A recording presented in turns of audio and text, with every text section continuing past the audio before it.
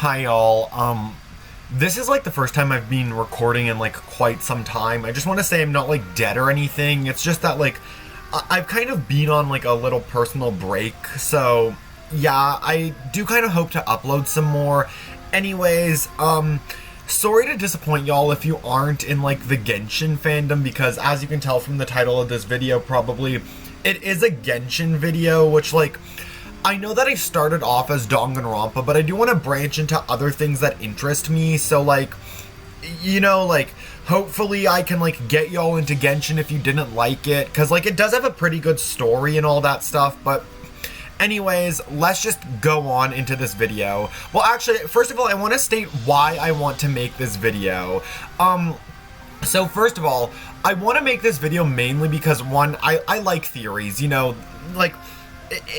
you know, I just love theorizing about stuff. I like using canon evidence and, you know, like, coming up with a plausible theory that could work into the, you know, like, already canon narrative. And, like, I'm so sorry if I sound, like, weird. This is the first time I've been recording something in quite some time, so, like, if I sound like I'm new to this again, it's sort of because I am. But,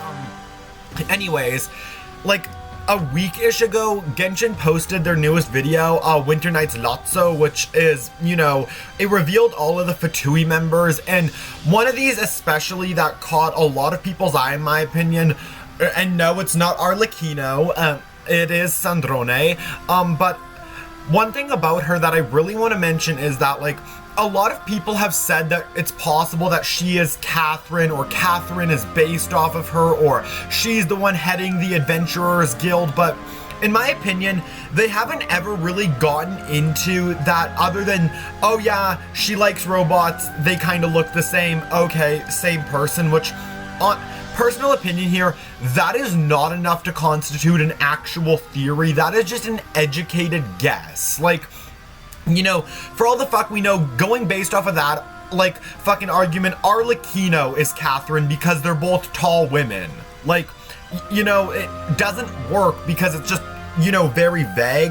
Anyways, let's get into the actual similarities between Katheryne and Sandrone, which, for the purpose of this video, I will be referring to Sandrone as the girl, not the robot. As far as I know, it's unconfirmed which one is actually Sandrone, but, because, like, in the actual Commedia dell'arte, Sandrone is a man, and his wife is introduced later on, but,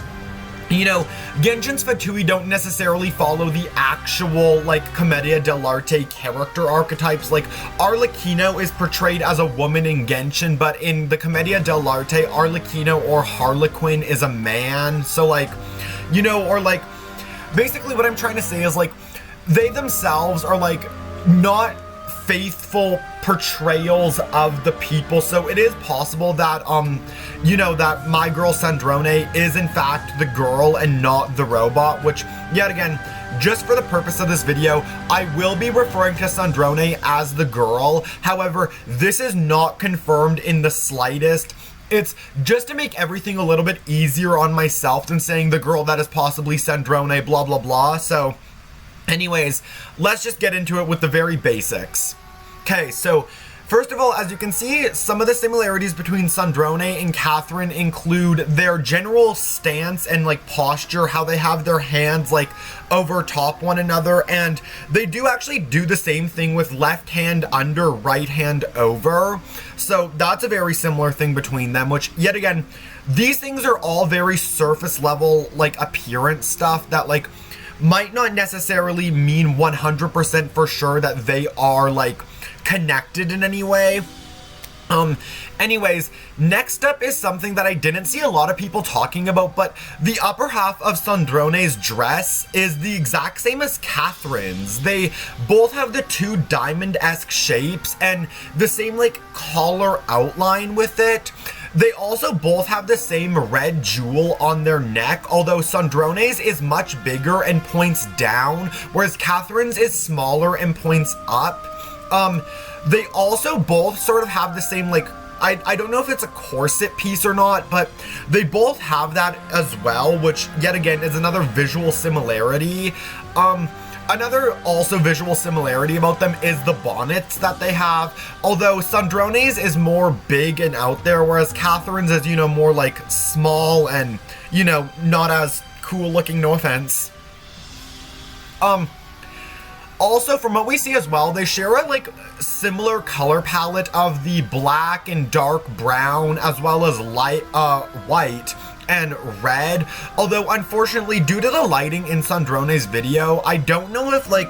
the like darker stuff is black or if it's a darker green that just kind of looks black, like, because they are in a dark room. But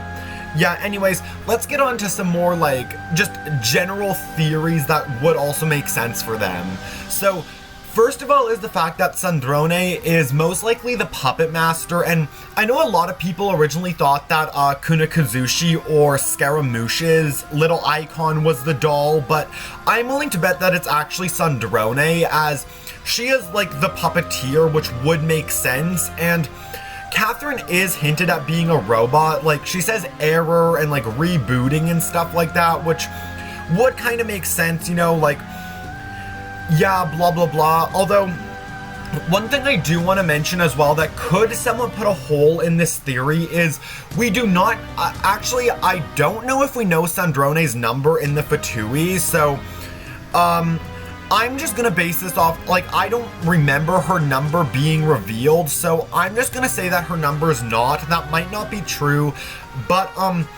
from what I remember, Sandrone's number is not revealed, and given the facts, she's most likely one of the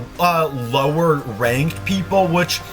would not make that much sense because in English they are roughly translated to strength, which kind of would make sense as she's like, you know, this like presumed little girl who's more of like a tech nerd than like a, you know, punchy kick fighter. But the Chinese version, I believe, uses a term that's more similar to like just general influence and power, which if Sandrone is the current head or even the person who founded the Adventurers Guild, surely she should rank a lot higher, not because she's strong, but because of the influence she has over the members, which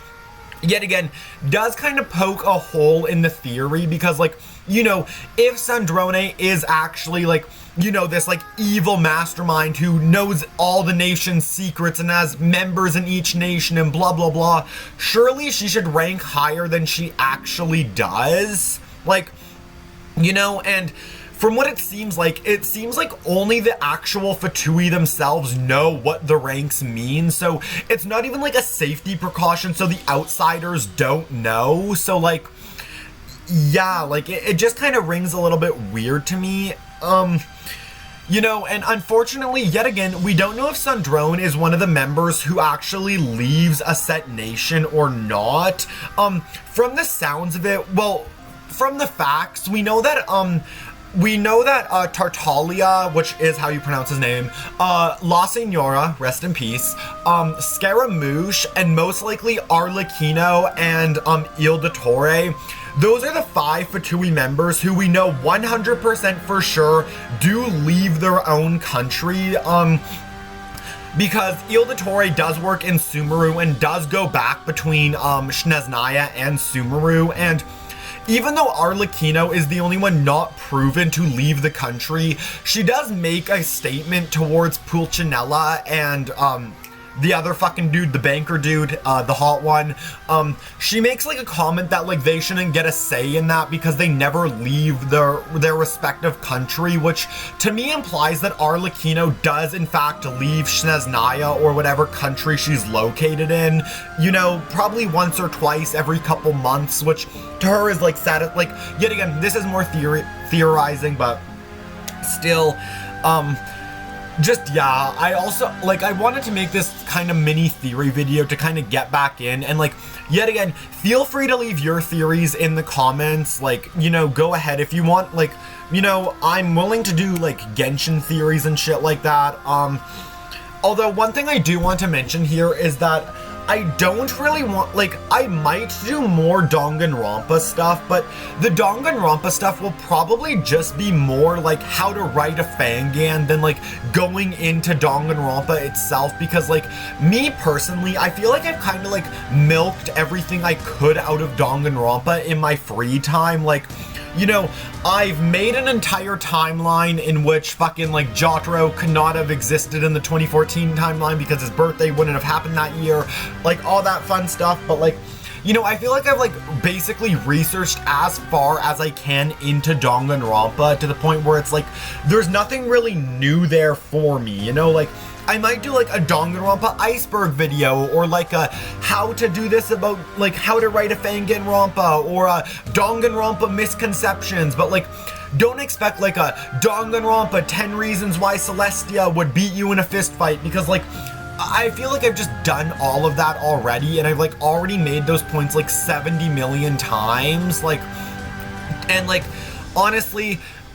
from this channel, expect more like Genshin, Fate, and JoJo's, although there will be the occasional Danganronpa sprinkled in here and there, so like, you know, if you still like Danganronpa, do expect it to be there. Anyways, I'm gonna end this video off with a little promise for another video idea title thing, which is why I think that Baiju and the banker dude might be related. Well, not like related like genetically, but like related in the story sense that they're gonna like, you know, meet at one point, or that their stories are interconnected. Anyways, it's good being back. Yeah, bye. Lol.